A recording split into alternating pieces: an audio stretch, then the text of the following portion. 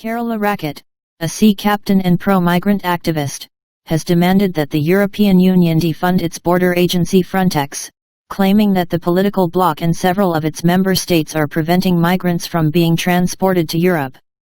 The German national, who last year rammed Italian border patrol vessels to force her ship full of migrants into an Italian port, said that Frontex must be defunded and accused the EU of wanting to see migrants drown in the Mediterranean Sea.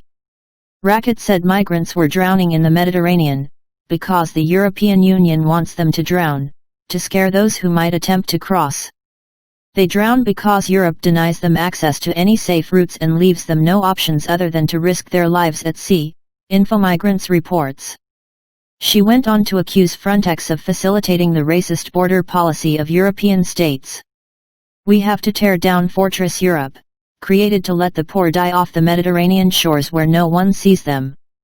Referencing the Black Lives Matter, BLM, movement, Rackete said that activists should not only defund police but defund Frontex as well. If Black Lives Matter in the US demands to defund the police departments, we consequently have to demand to defund Frontex in Europe, she said on Twitter. A Frontex spokesman called the idea nonsense.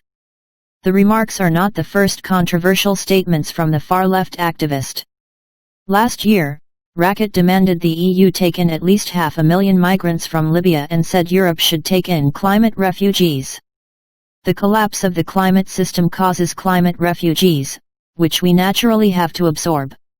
In some African countries, caused by industrialist countries in Europe, the food base is being destroyed, she said.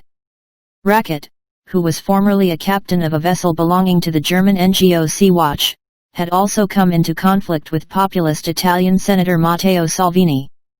The populist had served as interior minister when she rammed border police boats last year and enforced a policy blocking migrant transport NGOs from Italian ports.